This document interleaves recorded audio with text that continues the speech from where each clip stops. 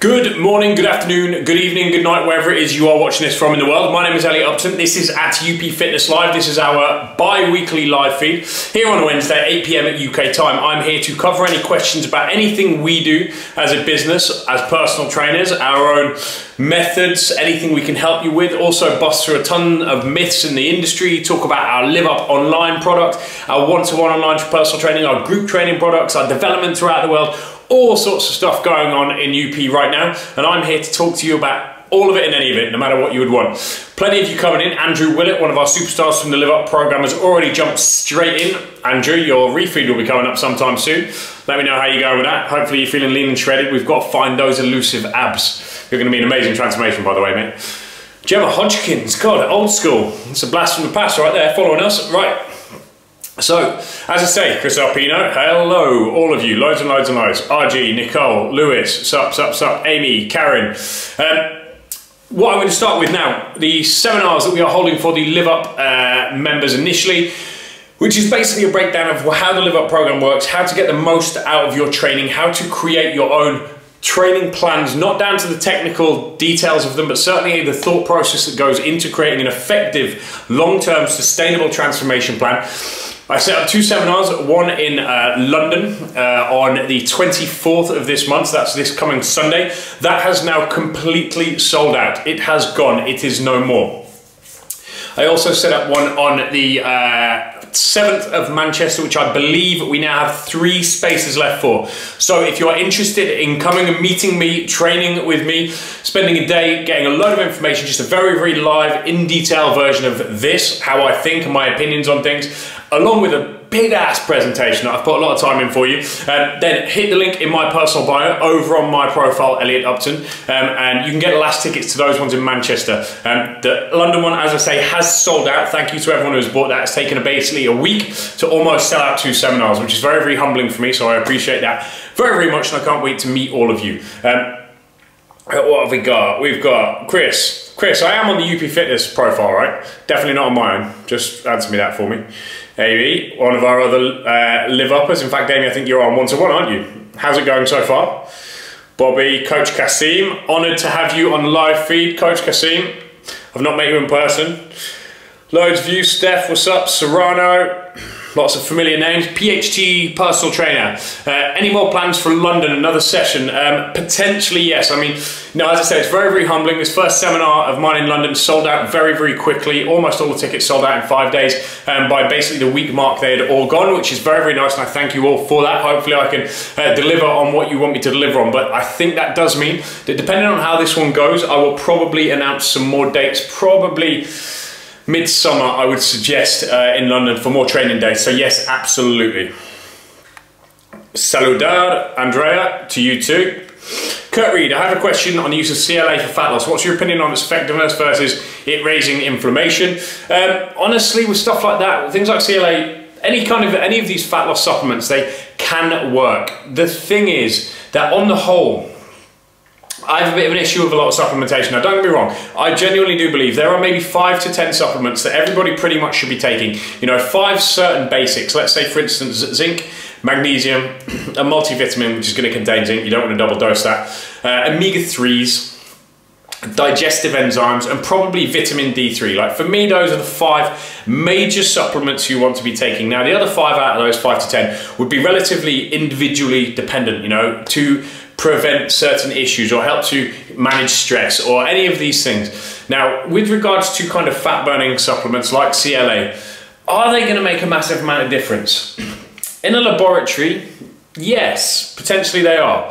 Realistically, are they in the real world? For 99% of you out there with a good amount of fat to lose who are probably only 60 to 70% compliant on their diet, no, they're not going to make the blindest bit of difference. Now, of course, yes, you can add supplementation in. When you get to a stage where, A, you are lean initially, you know, these kind of more advanced supplementations beyond the basics, yes, potentially when you are lean, because then that 3 to 5% difference it may make to your progress is going to be, you know, quite a big thing. Especially as you get leaner, you're going to need it a lot more. So start to integrate the slightly more advanced supplementation down at that point.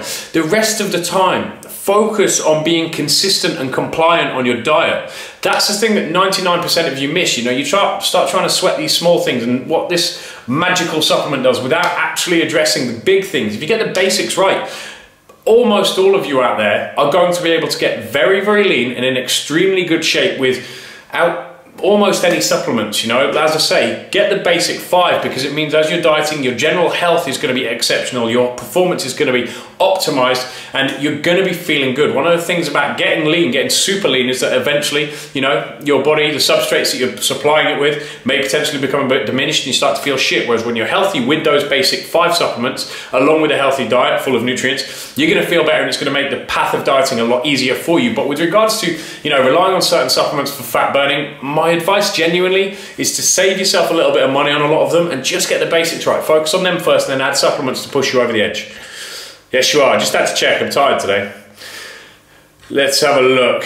Yo, Hermes Serrano Soros Raciones Vala. Unfortunately, I don't know. I don't speak Spanish that well, unfortunately. Jenny Stokes, what's up?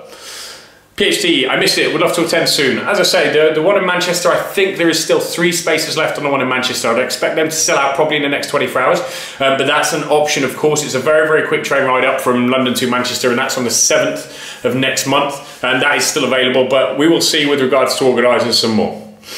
Loads of you in, loads of you in. Hannah, opinions on supermarket gluten-free products such as bread. I don't really necessarily have an opinion on them. Obviously, as you know, in the Live Up plan, bread is allowed. I advise gluten-free, so, you know, I've got no major issue with that. Willowy, when looking to maximise muscle mass rather than overall composition, what changes would you make in terms of carb intake timing? Again, honestly, I don't think it necessarily matters to that big a degree. I would always recommend about the same time. Obviously, around your workout, you're going to be more insulin sensitive potentially after your workout. Therefore, nutrient partition is going to be better, and you're going to be able to shuttle more glucose into the muscle cell. Pre-bed, taking carbohydrates in pre-bed is going to optimize your sleep and recovery to a degree, which of course is vital for your muscle building kind of goal. But at the same time, the same applies to fat loss. You know, the difference potentially being is quantities. Obviously, you're going to need a few more calories in order to gain muscle. Stress management, potentially if you're very, very lean, it can be very beneficial to have very, very lean. I'm going to say, you know, sub 12%, which I find is about optimal for building muscle. Sub 12%, and you're going to be able to start adding carbohydrates in pre-workout as well as post, which I think will be, again, a bit of a boost. But it's individually dependent, right? Some people are going to be predisposed to be able to put on a lot more muscle than others, a lot more quickly. It's going to be individually dependent. I know it's a bit of a runaround answer, but it's genuinely the case for 99% of people. Obviously, the leaner you are, potentially the more calories from carbohydrates you're going to be able to make proper use of and actually make them work for you. So, we'll see. Michael J. Wood, what do you think optimum body fat is for health, not aesthetics? For males, I would recommend somewhere about 10 to 12%. For females, about 14 to 16. That seems to be about, in my opinion, where someone looks better, although aesthetic is not the question, but about optimum health. The chances are that if someone is resting at that level of body fat and has a decent amount of muscle, their inflammation is going to be relatively low. They're probably going to be quite fit. They're not going to be carrying a lot of visceral fat, theoretically. You know, on the whole, that for me is about right. So 10 to 12% for a male, and it's easily maintainable, which means your mental health is in a good place as well, and 14 to 16% for female. Remember, health is not just about physical attributes, it's also about where your brain sits. Now, trying to get super lean is great, but your mental health is often at risk when you are trying to get down there, because it's extremely hard. The body and the brain does resist it somewhat. Evening, Ben. I can vouch for magnesium before bed. Never took it before UP Live, now it's a staple. Boom. Bobby, what's your take on pull-ups with kipping? For me, pull-ups with kipping are not pull-ups. A pull-up is pulling yourself up, a kip is a kip. I don't necessarily have an opinion on them. Obviously, it's not something I would ever recommend a client do. The only time, in my opinion, that you can potentially get away with a pull-up is when you are, a kipping pull-up, is when you are learning to do pull-ups, and let's say maybe you've got yourself 9/10 of the way up and you need a little kip just to be able to retract your shoulder blades, drop them down and get yourself up to that last little bit of bar. But the whole fucking floppy fish thing that you see CrossFitters doing, absolutely not. Spurs, can we have London again? Sorry, need to see the new Spurs stadium on Sunday. As I say, we may well do it. Depends on how this one goes, but it's a possibility. You will know as soon as I decide. Cheers for the answers. Need to eat salmon and 3 veg. Calling me. Bye for now. Bye-bye. Robbie, what's up? Creatine for runners, absolutely, yes. It's going to do exactly the same sort of thing for runners, in my opinion, as it will for weightlifters. It's going to help you regenerate fuel better. It's potentially going to help protect bone structure, which probably more so for runners than weightlifters. It's very, very important. Obviously, weightlifting is going to really help to improve bone structure. Running, that constant stress on them, that repetitive stress like that, especially distance running, is going to eventually cause issues, and creatine can be really good for helping prevent degenerative bone diseases. Bobby Pass, can you put up last week's Q&A on YouTube? I missed it, thanks. Bobby, it was on the next day. It's already there. Willow Eat, brilliant, cheers, no problem. Laura Cupcakes, I always need a nap after my workout and a carb meal. Is there something wrong with this?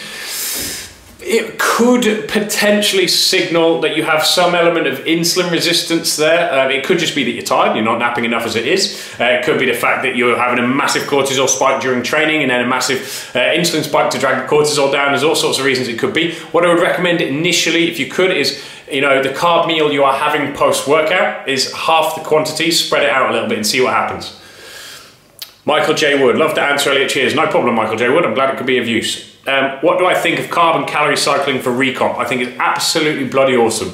I go into a lot of this kind of stuff in my seminar. For me, what I always try and teach my trainers here to do, and what I've always done, is I'm a huge fan of keeping it simple, because the more simple you can keep it for yourself as a trainer, the easier it is to manage your client and keep any number of clients in the right place for longer. Simplicity for the client is also much easier. When it is overcomplicated, they are more likely to make mistakes. If and when they make a mistake, they're going to beat themselves up about it. It tends not to be a very good mental place for a client to do really complicated things. So what I tend to do to start with a diet is I diet someone down in a linear manner. So let's say I find what I estimate to be their maintenance and decide where a calorie deficit should be. Usually all I do is clean up food, because I know that by cleaning up food, taking someone from, let's say, 3,000 calories of shit food to 3,000 calories of really nutrient dense food, the thermic effect is going to be greater. They are going to burn slightly more calories, inflammation is going to come down, the gut is going to work better, the neurotransmitters are going to be in a better place, and they're going to work harder, etc, etc, etc. So that's usually enough to elicit a change initially. Now, once all of these things start to fall in place, that's when I'll begin a calorie taper. I've put a few videos on my profile in it in the past. I begin a calorie taper and I keep it super linear. So I say, right, this is your protein goal, this is your fat goal, this is your carb goal. And I keep that. I don't mess around with high days and low days and high days and low days until I absolutely have to. Now, what I tend to do is take them down somewhere to where I estimate what I think should be their lower baseline of calories. Now, when I get to that lower baseline of calories, and I don't really want to take them any lower, that is when I tend to start carb cycling, okay? Not yet calorie cycling, carb cycling, and that's when I will fluctuate the amount of carbohydrates and the amount of fat. The baseline, protein baseline, always stays the same, but within the same calories, where I believe is a safe lower limit, where they have been losing fat, that's when I start to mess around with carbohydrates and fat and balance them out within that calorie balance. Now, once I can get them much leaner like that, and they continue to go down, which almost always happens, then I begin calorie cycling. Whereas again, I keep the protein baseline the same, but instead of taking fats up and carbs down as and when I do a particular cycle to keep the same amount of calories, on training days or certain days I will spike calories above baseline. This partially to keep the thyroid moving, partially to release the client mentally and give them a bit of change, partially to refuel more and blast them, but it's a very effective way. So that's how I tend to do it. I diet them down linear. I then start with carb cycling, and then when I've run out, basically when it breaks and it's not working anymore, then I start with calorie and carb cycling. So I bounce between the three. Bloating after training in the evening, weights followed by cardio. That's not really a question, Tom, it's a statement. Bloating after training could be just the fact that you've got very little blood in your digestive system. It's all in the muscles because you've been training. Potentially you've drunk a lot, or potentially you have some kind of irritant from an amino acid shake or something like that you've taken in. It could be any number of things. Jay Crosby, joining UP soon, but what awesome results. What's the difference between clients with major results versus little? almost always, this goes across the board for almost all of you, the difference between clients with incredible results and the clients with very little results is compliance. That simple. It is compliance. Now, I used to think, oh yeah, a lot of it's genetics, a lot of it's this, a lot of it's that. It's just not. You know, I've been doing this for a very, very long time. Genetics is going to dictate your end shape, what you are going to look like at the end. Yes, absolutely, because some people have got very full muscle bellies, some people have got quite shallow muscle bellies, some people have got long muscle heads, some people have got short muscle heads. That is going to dictate how you look at the end. However, the result between point A and point B is down almost entirely to your compliance to the diet, your compliance to the training, and how you consistently do the right thing. 90% of clients, in my opinion, who think they're doing 100% are usually doing about 75%. 90% of clients who think they're doing 90% of things right, which technically would be almost enough to get you exactly what you wanted, they're usually doing about 60% of the stuff right. It is purely compliance. It's compliance and consistency. Simple as that, Joe. So if and when you come on, make sure you do what you have asked us to do. You know, if we give you instructions, stick to them and do it, and you will get results. Beaky, hi Leah, midway through week 2, phase 1. So I have my first check-in this coming Monday. Ooh, exciting. Are beans like black kidney allowed as a veg portion if drained? No, Beaky, they would class as a carb portion. Carb portion, not a veg portion. Tom Hooper, why does that happen? As I said, mate, it's because when you're training, your body is going to pump a load of blood to your limbs or whatever you're training. Therefore, it's going to take it away from something like your digestive system. Now, that means that A, you may have some kind of bloating in there if there's food left over. Have you eaten too close to the beginning of training, something like that? Or have you drunk something? Have you taken in too much fluids? Have you drunk something, you know, some form of amino acid or intra-workout shake that has irritated you in some way? It could be a cortisol spike that's caused an issue there. It could be one of many, many things. My initial instinct would be to say, look at what you're taking intra or pre-workout, both in food form or in some kind of shake form. Best tip for life after transformation. My best tip for the life after transformation is to take note to what you did in the transformation.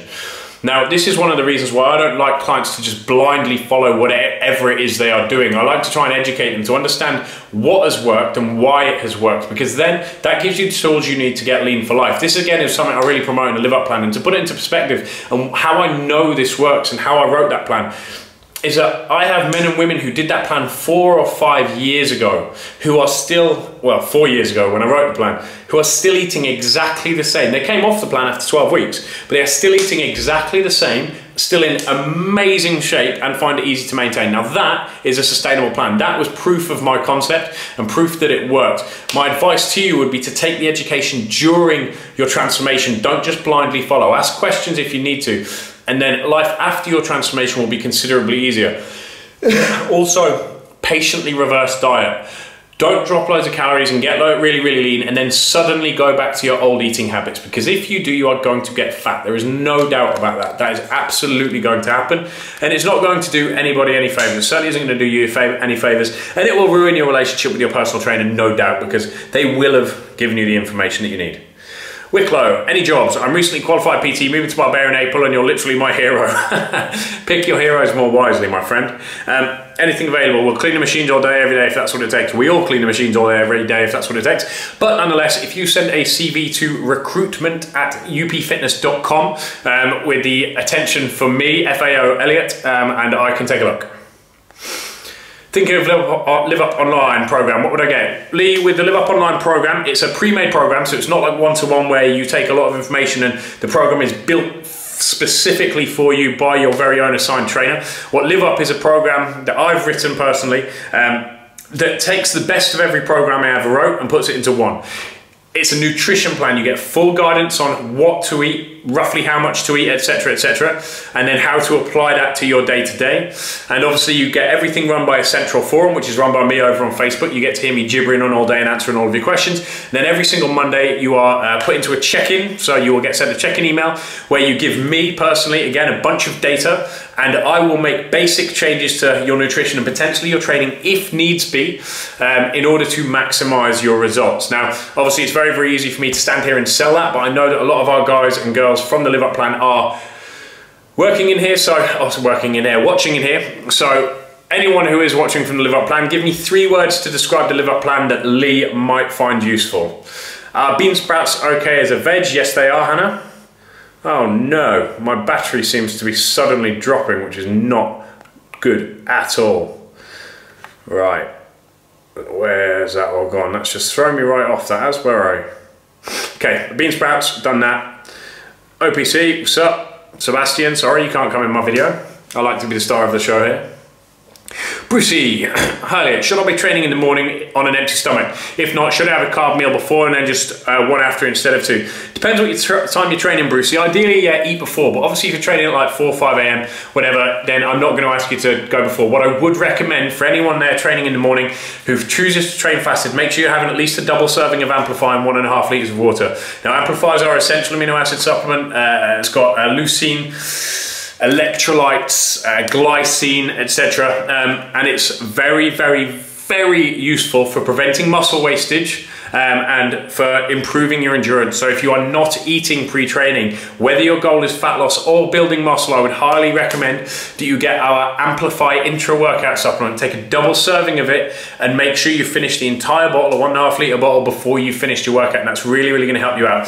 Obviously, an ideal situation is to eat before you train, but for some of you it may be a bit too difficult, a bit challenging, or you may not have a digestive system that actually allows that. You know, maybe it hangs around for a little bit too long. I keep kicking me out of the camera and it's getting ridiculous. It's not even like my feet are that big. Sasa, sure, learning every day. What do you think about the statement that body composition is due to genes? No, body composition is due to habits. You know, don't get me wrong, there is an element of your genetics which defines how you're going to look like. I have the worst genetics in the world, I'm well aware of that. However, my body wants to be as fat as hell, and I struggle every single day with my weight. I brutally struggle. However, I'm not that fat.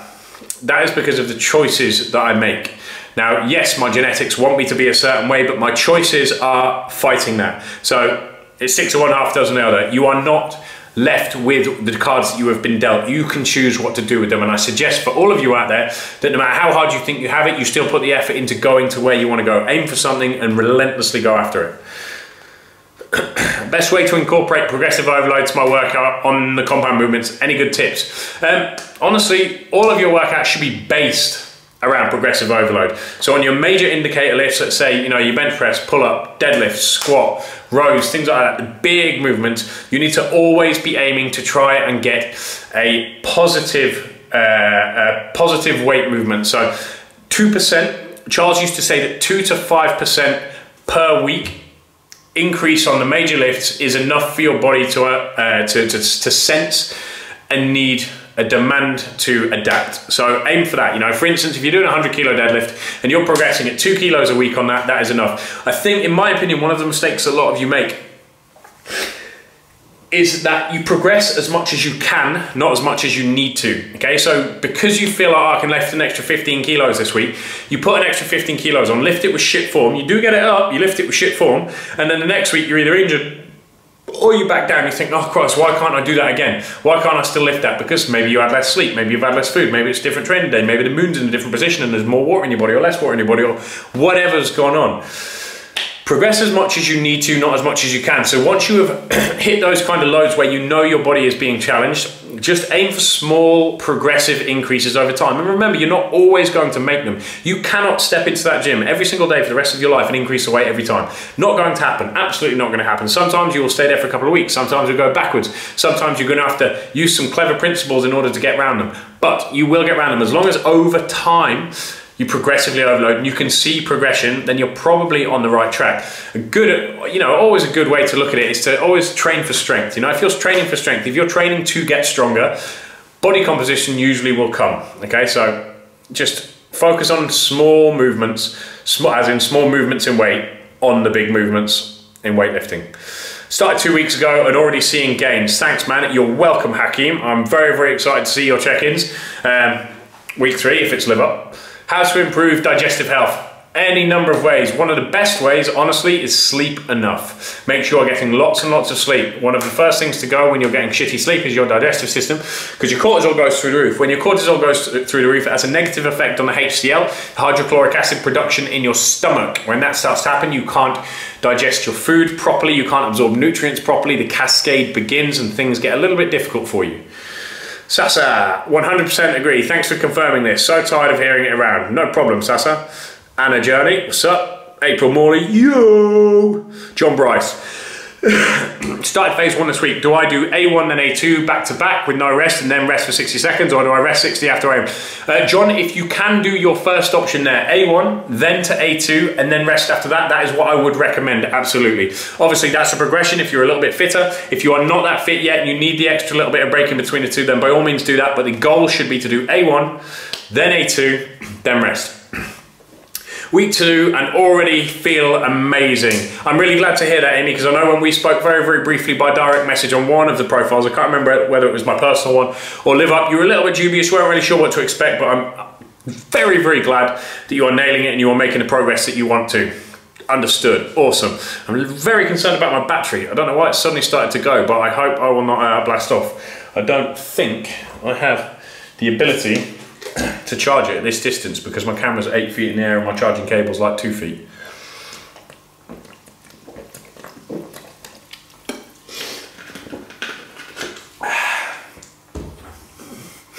Craving killer, sparkling water. I say it every single live feed. And if you out there get cravings, get some lemon and sparkling water, bang it. Awesome. Also, I just put up one of my favourite little snacks on my other profile over on Elliot Upton. Strawberries, peanut butter. Winning. And I had a particularly good batch of strawberries. It's a bit ropey. If you get one of those kind of punnets of strawberries that's just a little bit like watery and shitty and without taste, but then when you get a really strong strawberry with the right peanut butter, Right, go on. Have we caught up? We need more questions, bring them in. How many of you out there have caught one of my amazing young colleague Arusha's live feeds recently? Arusha's got an incredible story, an incredible journey. She's been through an awful lot. She's an incredibly strong young individual. And she's now out there communicating to a lot of you who may be suffering from eating disorders, because it is a big and very, very serious issue. And she's been through it. She's come out the other side and she's got some amazing insight into what some of you may be going through and how she got through it. Obviously, it's not necessarily going to be the same way you get through it, but certainly having that insight from someone who has been there and done that can be super, super valuable to you. So make sure you keep your eye on this main profile here and look out for Arusha's live feeds and get on over and follow her too. Follow her personal profile. Type in Arusha, R-O-O-S-H-A in the search bar and it will no doubt come up with our wonderful little trainer from Manchester. Gabrielle, I have about 2 stone to lose. I spent 14 weeks with the PT last year, and am I better going back to the gym and doing what I learned from him or from PT, or attend classes like HIT? I would recommend getting into the gym, you know, but also do something you enjoy. Are you going to get to the gym consistently? HIT classes and group exercise are incredibly useful to get yourself to the gym, to get yourself motivated and get there. Social support is one of the most powerful things when it comes to consistently doing something. If you are in the right environment with the right people who motivate you and make you get off the sofa, because let's be honest, that's the hard bit about getting to the gym. Once you're at the gym, it's easy, you know, you go in there, you train hard, but getting off the sofa to start with is the issue. So HIT classes can be very beneficial for that, but I suggest again though, you don't do more than 1 or 2 a week if you're doing that. So the rest of the time, integrate what you've learned from your PT. Let's say do 3 weight training sessions in the gym and 1 or 2 light HIT sessions or small classes. Christian, what are your thoughts on the new Northwestern study claiming eggs may cause stroke, heart disease and premature death? I love having eggs. Listen, my opinions are not based in fact because I've not read these studies. I'm not overly interested in them, to be honest. All of this stuff was running around about eggs in the 60s and 70s, and for years and years and years and years and years and years, bodybuilders specifically were like, it's all rubbish, it's bollocks, it's whatever. And then eventually the government apologized and said, yeah, sorry, we were wrong about eggs. That's now done. Now someone else has jumped back in and decided that it's causing all of these things.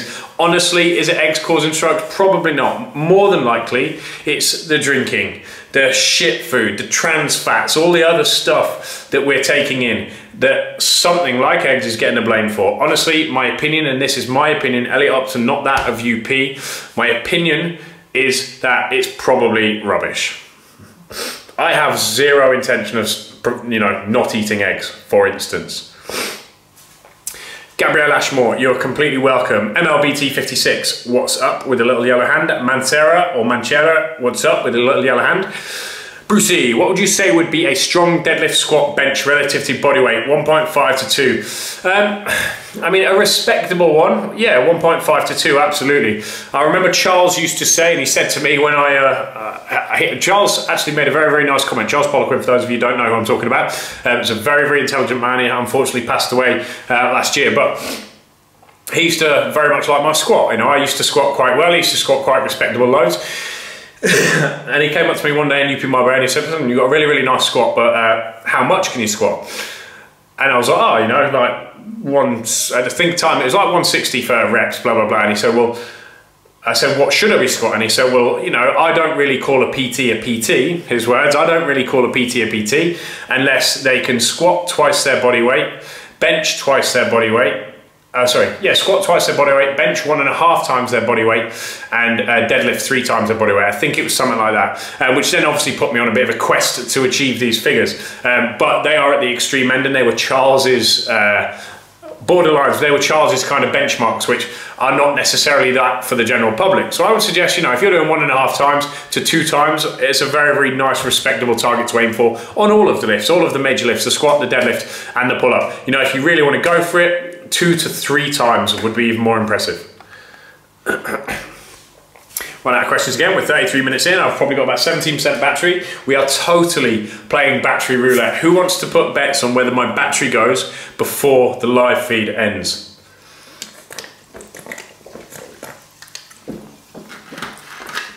Because I reckon we're going to be right up against the wire. We might make it, we just might.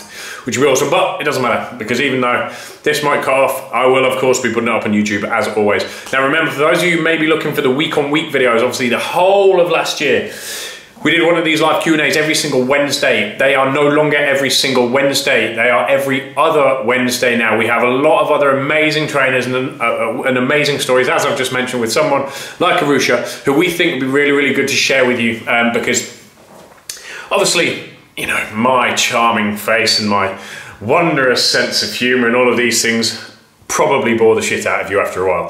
So it's very, very good to get a little bit of different subject matter and some different point of views from within the business and communicate the vast spectrum of things that go on within the UP machine, and make sure that all of you out there are getting the information that you need from everybody. Terry Marr, what's the best thing to tighten up tummy fat? Diet, diet, diet. Consistently dieting. Does a twist at the end of a curl help elongate a muscle? Potentially yes, but it depends on how tight your forearms are. Because what you find is a lot of people start spinning dumbbells around at the bottom or top of a curl, but their brachialis and brachioradialis along here are too tight to actually let the bicep get into a fully stretched position. So it doesn't actually make much of a difference, but what does then tend to happen is that you end up with an issue, a pain at the top of the elbow here, or tendonitis in the elbow. So risk versus reward. If you have fairly mobile wrists, you have fairly mobile forearms and fairly mobile brachioradialis, you may well be okay, and it can be useful, but depends. And again, execution. What I see in a lot of gyms, I've obviously been traveling a lot recently, especially in the UK, going to a lot of commercial gyms, and people who have been doing this, they get to the bottom of the movement and they go, yeah. They're swinging the dumbbell around, spinning it like that, and it's carrying their wrist around. What they should be doing, if anything, is supinating and turning, using the shortening of the bicep to rotate the wrist, not using the momentum of the dumbbell to spin it around. So it can be beneficial if there's a number of variables that are A, in place, and B, done correctly. I did the keto diet for 10 days and I think it may have upset my liver, GI, off it now for a while, still not feeling great. Yeah, I'm not a massive fan of keto. All of you out here who hear me talk about it every single week, I advise you not to do it, and there's probably another good thing right there. What is your thoughts on slow negative tempo training? Mark, it's absolutely awesome. Doing slow negatives is theoretically the best way to build muscle. It's also going to be the best way for a lot of you beginners out there to feel muscle. And again, it's going to help you use lower loads, which is going to result in less likelihood of injury and potentially a longer training life. So I'm a big fan of them. Coach Estella, I see you followed me today. Thank you for that. What is a good set volume per week you like to work to for hypertrophy? Depends on the client. Really depends on the client. For the majority, like I tend to work off a basic baseline of about 12 sets per muscle group per week. Yeah, 12 sets per muscle group per week. Now, potentially with some trainees, more advanced trainees, that can go up to 16, 18 odd. But I find any more than that, you tend to get to a point of diminishing returns because yes, you are lifting plenty of weight, but you are not potentially lifting the amount of weight because you're hitting a point of fatigue. Now, this is a hugely variable thing, you know. Again, it's going to be dependent on load. You know, if you're doing heavy workouts, you're not going to want to do a ton of volume. If you are doing more kind of blood flow workouts, swelling, BFR, anything like that, you can potentially go a lot higher volume. So there's a huge variation, but I would suggest for the majority of muscle groups, anywhere between the 12 and 18 sets per week range. Lift heavy. I have lost the weight and now that I am skinny, best program to turn it into lean muscle. There isn't a best program. There isn't a best program. You know, that's one of those questions that everybody asks. There just isn't a best program. It could be one of any. The best program is the one that you are going to consistently stick to, and that is based on progressive overload. Stufa, greetings. Do you like pina coladas and getting caught in the rain? I sure do. What a song. April Morley, should you squeeze your glutes at the top of a squat? Not in the way that you're probably thinking. What I see on so many Instagram videos is girls swinging their hips through, kind of tucking everything under, and it massively loads the lower half or lower part of the back around the coccyx area, lower lumbar spine, and it's idiotic, silly, absolutely silly. No, you shouldn't be doing that, in my opinion. If anything, if you are going to lock out, again, depends on the type of squat, if you are going to lock out, lock your body in a straight line. Okay, lock it in a straight line. The same, in my opinion, applies for deadlifts, because eventually you turn your back. When people are swinging back like this on deadlifts, they're essentially turning their body into a bow, okay? They're arching the back like that, but all the tension is behind, and that is compressing lumbar spine just in a slightly different way to what everybody's used to. So if you're going to lock out, get up to the top and lock into a bolt straight line. If you stand there now, squeeze your quads, squeeze your glutes, chest up, lock yourself into an immovable line, that to me is where you should be stopping. Is DHEA a dangerous supplement to use for raising testosterone? I'm over 30 and just got blood work done, and test is on the downhill. Always, you know, that's always inevitably going to happen. With regards to the DHEA, I don't know if it's even legally available in the UK, if it's not prescribed at the moment. Plus, I don't know enough about it to be able to give you accurate information there. So you may have to run and find somewhere else there. I don't want to give you information that I'm not 100% sure of. I'll perform phase 3, week 3, workout 2. We'll catch the rest later. Looking forward to meeting you in person on the 7th. Awesome, see you then. Mug, hi, how can I increase my bench press? Depends what you're doing so far. Good way to do it is to make sure you're changing the rep parameters all of the time. What I would suggest, if for strength, that you try and stick seem to be getting a bit of a stutter. Stick sub 5 reps. For the majority of your training, and don't train to failure. You know, use about 90%, train 1 to 2 reps short of failure, work on moving the bar quickly. That's a good way of doing it. But again, it depends on how you're training. I would say variation is a really good one to start with. Terry, any recommendations on a good diet, as there are so many out there and so confusing? Yes, the best diet you can probably possibly ever do is the Live Up diet. Go to @LiveUp online or hit the link in our bio and look for any of the Live Up posts. Reason being is that it is balanced individually, so it has carbohydrates in it, so you're not going to end up craving and crashing. It has enough fats in it to keep you hormonally in the right place, but not the wrong kind of fats like keto. It's regular feeding patterns that fit in with your life, and it is sustainable. It's not about tracking, it's not about measuring, it's about sustainable planning throughout the rest of your life. Now, the best diet is the diet you will stick to, and that is what I plan to live up to be. So, selling myself here, but it is true. Missed half, grr, hello, lifting heavy. Hello to you, why? Coach Stella, I find it hard for clients to understand this amount. They always want to do more sets. Of course they do, but it's one of those things, you know. You have to remember that there are variables within it, because For instance, online training. When I write online programs, when I'm not in the gym with a client, I program in more volume. Always program in more volume. Why? Because I know almost certainly that that client is not training hard enough. They are not training each rep, each set hard enough to get a proper response. So I have to offset some of that with some excessive volume in order to burn fuel and get them lean. So I plan for them not to do things correctly. Whereas if you're one-to-one with a client, you, the trainer, the onus is on you to make sure that that client is getting every single rep done right, that mechanically they are doing it correctly. From an intensity point of view, a load point of view, they are doing it correctly. From the amount of rest they're getting, they're doing it correctly. That is your job. If your client leaves the gym floor and thinks, do you know what, I could have done more there, or thinks, do you know what, I could have done that myself, you are not doing your job. So it's really, really difficult. You have to try and balance a whole number of things out, but 9 times out of 10, for the majority of clients I've ever had in the past who say, oh, I can do more this, that, and the other, I'm like, right, okay, next time you're in Marbella, next time you're in London, next time you're anywhere, come and train with me once. You know, I'll actually PT you, buy a PT session, and they change their mind real quick, real quick.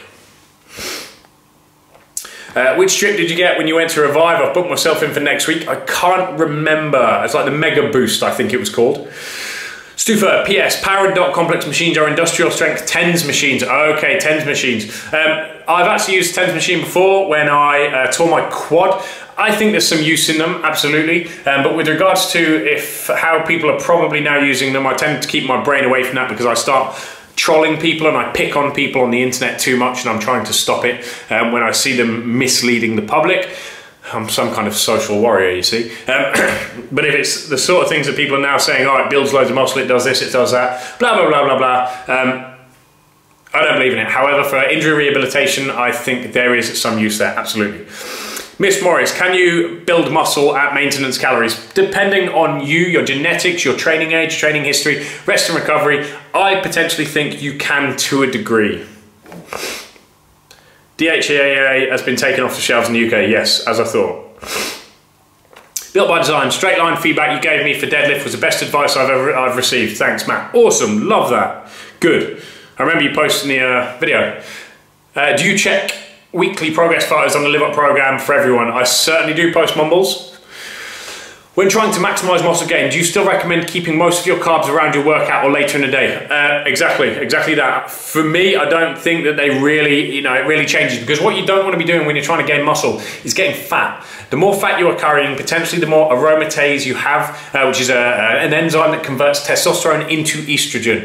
Now, if your testosterone profile is not optimal, you're going to find a hard time building muscle. So theoretically, the leaner you are, to a degree, not too lean, the more muscle you are going to be able to build. So you want to try and keep that under wraps and keep it controlled. To do that and maximize your body's ability to use glucose properly to fuel the muscle, you need to have some element of insulin sensitivity. And if you're nonchalantly taking carbs in throughout the day, there's a good chance that that's not necessarily going to happen. And your blood sugar could be unstable, which you don't really want. When blood sugar is unstable, you're going to get bouts of cortisol rising, insulin rising as cortisol drops, and vice versa. It all goes around. When people say earn the weight when progressive overloading, what does this mean? How would you best keep this in check? Earn the weight? I'm not sure. I don't think I've ever heard that. Coach Stella, perfect. Thanks. Makes total sense. It's what I try to do. Just train them damn hard. Do you recommend maltodextrin post-training? Me personally, I tend not to recommend unless someone is extremely lean, any kind of sugars post-training particularly. I tell people to have carbs. Now, don't get me wrong, if you're carrying a load of muscle, you struggle to get a load of food in, and you are very, very lean already, then by all means have some kind of high glycemic index sugars like maltodextrin or dextrose, etc. post-workout, but I don't specifically recommend it, no. Cyclic dextrin, that was what I was talking about. I want to start a bulking program, but I'm not that lean at my starting point. In this case, will I put on a lot of body fat when I start calorie surplus? Miss Morris, if you start a bulking program, I would get lean first. Otherwise, you're not going to be able to put on as much effective muscle, and then when you try and diet back down, you're probably going to lose most of it anyway. So I would get leaner before you start a quote-unquote bulk. Sasa, thanks Elliot, looking forward to Sunday. Awesome, me too. I'll be flying into London sometime Friday, I think my flights are, and then prepping everything Saturday, and then I'll see you all bright and early Sunday morning for the London seminar again, which sold out in like a week. Thank you all for that. It's lovely. Great response to the first one. What's your opinion on beetroot juice? I really like beetroot. You know, it's said to have had a whole host of health benefits. I actually eat one beetroot with a meal per day, my evening meal. I've just had some then. And remember, if you are eating beetroot or drinking beetroot juice, prepare for your poo to be red. Your butt is not bleeding, your colon is not bleeding, you do not have colon cancer or anything like that. It's probably just the red, the dye from the beetroot. Other than that, I don't have a massive opinion on beetroot.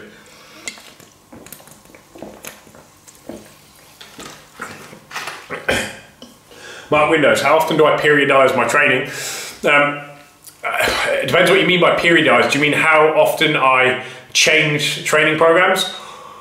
For me, usually when I feel like they stop working, the Live Up plan I plan for every 4 weeks. That's purely because most people adapt to a program anywhere between 3 and 6 weeks. Even if they're advanced, some people I've seen can remain on a program for 6 weeks. It's just about mental stimulation. So between 3 and 6 weeks on the Live Up program, I change it about 4 weeks. If I was doing one-to-one training, which I used to do, or one-to-one online, which again I used to do, I would change it anywhere between every 2 and 4 weeks. Again, just to keep the client slightly more engaged. My own training right now, I do not, it's the battery, 10%. We are 100% playing battery roulette here. My own training, I don't periodise now. I train how I feel. I've had a lot of injuries in the last 3 or 4 years following various programs from some of the best strength coaches on the planet. And it's left me with injuries, ripped hamstrings, ripped glutes, ripped lats, ruined shoulders, ripped brachioradialis, ripped this, ripped that. I'm a mess. So what I do now is I tend not to periodise. I train how I feel and train how I enjoy it because I lost my love for training. And so if you're asking me personally, I now don't do that. I train purely off feel. I go in when I feel like going in and training, which usually 3 to 4 times a week. I train until I'm getting to a point of exhaustion where I really don't want to be there and it starts to become not fun. Then I leave. That right now is working for me because it's teaching me to love my training again. But when I'm structuring training programs, anywhere between 2 weeks if I'm doing one-to-one or one-to-one online, 4 weeks for Live Up, or anywhere between 3 and 6 weeks in general as a general rule. Thanks, Elliot. As always, very helpful. You're welcome, Miss Morris. L-glutamine, effective against the cold. Potentially, L-glutamine is an amazing little supplement that kind of fills the hole for many, many things. Your body can use it to create other amino acids that you may be lacking. So when your immune system is suffering, I do believe glutamine probably could fill that gap logically, which suggests that yes, if you're lacking in something, it can help you to make it and create it. Very, very clever little supplement of glutamine. So I highly recommend. It's in large quantities in our Amplify supplement. So again, if you are training, I would highly recommend you have high doses of leucine and L-glutamine while you're weight training. We have electrolytes and glycine in there as well. Gould, sorry I'm late for work. Don't apologise, don't be late for work, you don't want to lose your job. Not for the sake of watching me, I'm around all the time.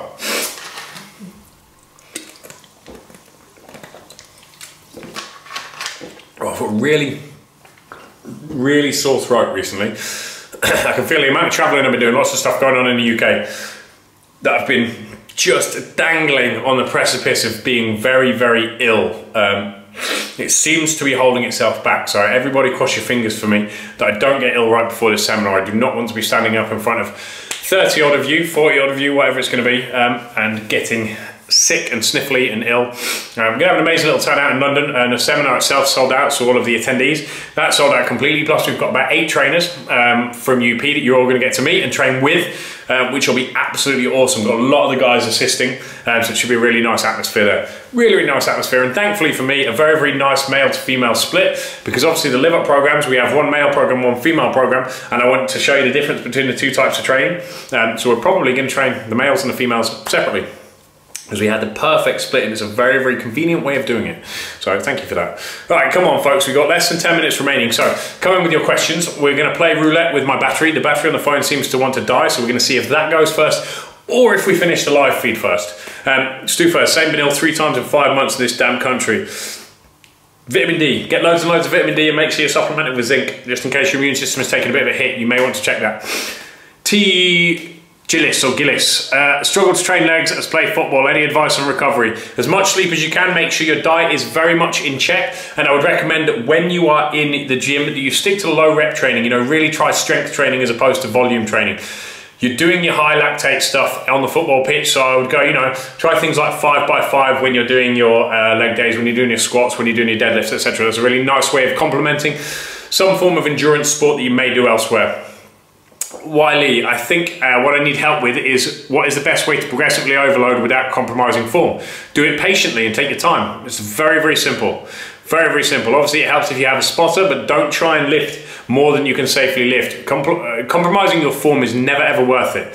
You know, certain very advanced lifters can get away with a little bit of a cheat, but for the majority of you out there, don't compromise your form. Just take your time and make sure you're getting there, you know, steadily. We're very, very lucky here in Marbella and in a lot of the UP gyms, because certainly Marbella, our dumbbells go up in 0.5 kilo increments, which is incredible for female trainees, because jumping up, say, 2.5 kilos in a set of dumbbells, it's extremely difficult for anyone, male or female, but especially females. So if you don't have a gym that allows that, you just have to be patient and take your time. Again, play with your rep ranges though. You know, if you're doing X amount of sets of 12 and you can't move past the weight, drop them to sets of 8 with a heavier weight for a few weeks and then go back to the 12s. Calves help for size. Mine are like twigs. Partially genetics. Secondly, training volume and frequency. Train them a lot, train them high volume, and make sure you are squeezing and pausing and squeezing and pausing. The amount of dumb shit I see in commercial gyms with people doing, you know, 3/4 inch movements bouncing like that when they're doing their Smith machine calf raises or whatever. If you're not gonna stretch the muscle fully, contract the muscle fully, don't expect it to grow. You're pissing in the wind. And there's no reason with your calves you can't train them 4 or 5 sets before every single session. Just do something slightly different. That stimulus is gonna really, really help you out. Wiley, you're welcome. Ooh. Keep them coming, we're nearly there.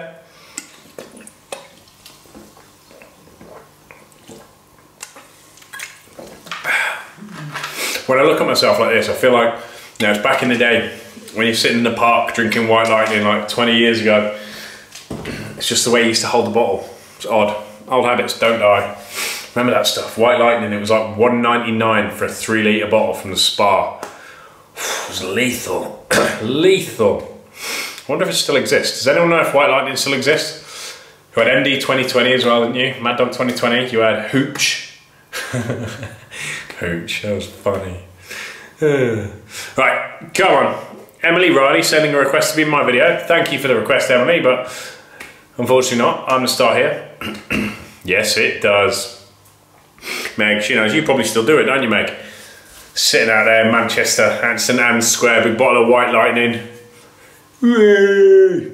What's your opinion on FST7 training? Fascial stretch training, I believe, I actually tried it once, years and years and years ago. The fascial stretch techniques at the end of it, I do actually think have some merit. Very, very much worth doing. For anyone who doesn't know what that is, after you've trained a muscle, is to really, really stretch the muscle. You know, some people call it extreme stretching, and just really, really try to open up. It opens up the fascia and allows room, physically allows room for the cells to grow and multiply. So potentially there's some merit in it for sure, but oh my God, it sucks. It hurts so bad, especially on your quads and triceps. Gould, very tight, weak Achilles tendon, struggle to stand on toes, not good for cleans. Help.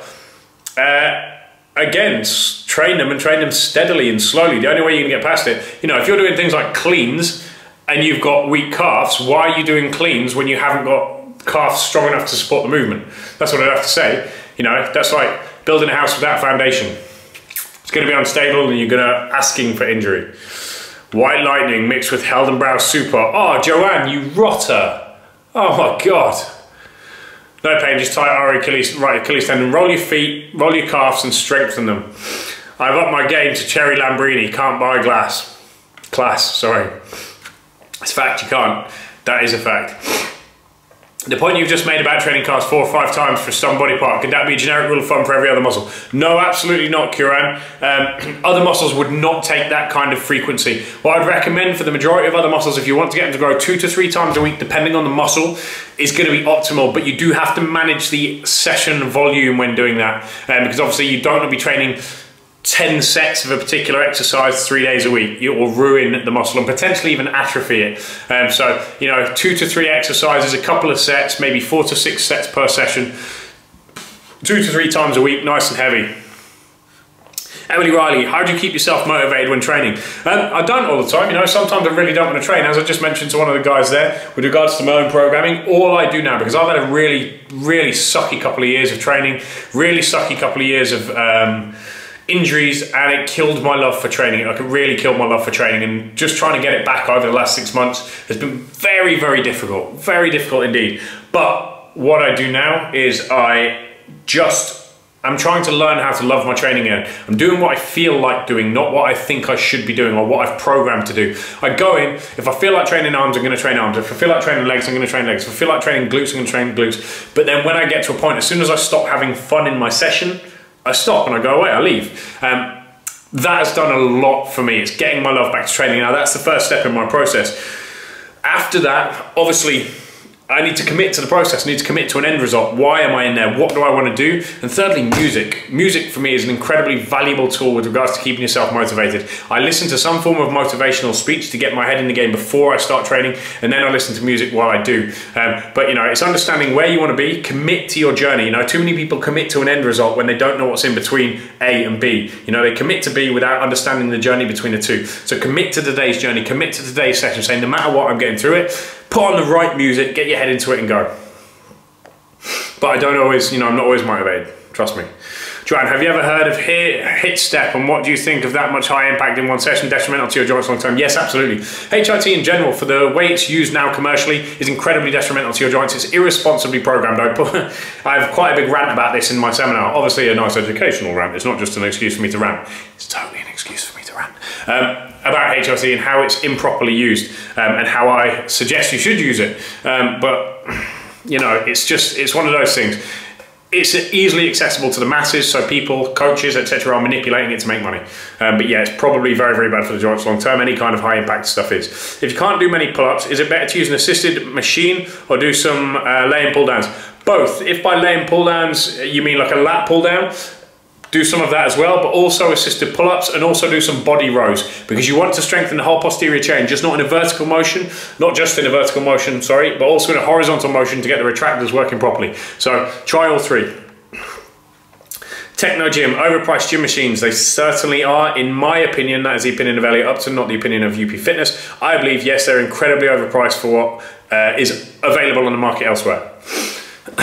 SJ Murphy, currently week 3 of 12, transformational fat loss, primary goal, 1600 calorie, worked well for the first 2 weeks, but seems to have plateaued at 90 kilograms, starting 95. Any tips to fight through? Providing your compliance is still there, you're still doing the exact same thing, you may need a couple of refeeds or calorie spikes back up to maintenance, but again, it depends on the whole program, depends on what's going on, depends on how compliant you've been, depends on how you've been sleeping, depends on whether you're hydrated. All of these things are going to be factors. So that's an assumption, but it is not necessarily a fact, but that's what I would potentially recommend to do. If all of the variables are in place and you are resting, etc., then you may need a couple of calorie spikes and carb spikes.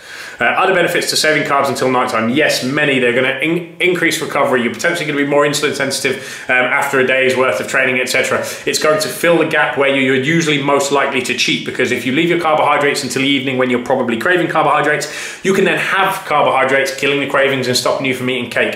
It's going to help you sleep far better. It's going to elevate serotonin. It's going to help the whole body shut down better, sleep better. When you're sleeping better, everything else works in tandem. Beyond that, cortisol comes down. You become more insulin sensitive. You use everything better. Simple, simple, simple, simple. There's loads of benefits to eating later at night. 5-star. Just did that. Best exercise for training glutes. I never really feel it in that area. Hip thrust, hip thrust, hip thrust. Always hip thrust. Without doubt, the best exercise you can possibly do for glutes. Go over to my profile right now, wherever it's going to be, Elliot Upton, and look at the video I posted today just on the basic technique of a hip thrust. I actually showed a glute bridge because we only had the floor outside, but hip thrust being with your shoulders on the bench, use the exact same technique of tilting the pelvis, because that's usually why most people don't feel their glutes when they're training their hips. Feel like glutes when they're training hip thrusts, but that will give you a good idea of how to execute it correctly, and that's the way to do it. If you can't feel it on a double one, then just use a single leg and do exactly the same. Mo Waleed, what is the best way for exercising to gain size for my legs as they're genetically small? Hard and frequently and consistently. You know, one of my good friends, Barry Pitts, who has some of the best, most well-conditioned legs I've ever seen, says squat until you can squat 3 plates a side. basically, you know, he says that if you can squat 140 kilos for 20 reps, there's no way you're going to have small reps. Oh, sorry, small legs. So that should be one of your main goals. Learn how to squat. Progressively build that up over time until the point where you're squatting 3 plates, so chances are you're going to have good legs. Now that's going to be a combination of squatting 2 to 3 times a week and some small accessory work. That should be enough for you. And again, eat. You need to eat a lot in order for you to get stronger and in order for you to grow. Right, we've got 35 seconds. We're right on the edge of battery life. Let's see what's going to go first. I think we've just about won battery roulette, which is awesome. Congratulations us. Remember, these are bi-weekly now, so I will be back not next week, but the week following. We have Arusha, it's probably going to be on at some point, probably tomorrow. I believe she goes on Thursdays, talking about eating disorders and her journey. An amazing young woman. So make sure you tune in for that and check it out. Hit post notifications on this page. Go over and follow Live Up. Look out for my stories on @ElliotUpton. All sorts of stuff going on in there. And I've got this seminar on Sunday, so I will see all of you over there. Why has that just stopped? That's rather annoying. I'll see all of you. Well, there we go, YouTube. That was rather annoying. It seemed that the battery stopped. It's still on though. What's going on? I don't know what's going on. Maybe it cut it off to power save 4 seconds before the end of the live feed, right before I was going to say goodbye. To anyone rewatching this, I didn't mean to be rude, I just had to disappear. But I hope you've enjoyed this. As always, if you want to ask any questions, put them in the comments box below this. I will put all of the links you need in the descriptions box as well. But until not next week, the week after, I will see you all. What was it Keith Lemon says? See you for a week, see you for a window. Peace out.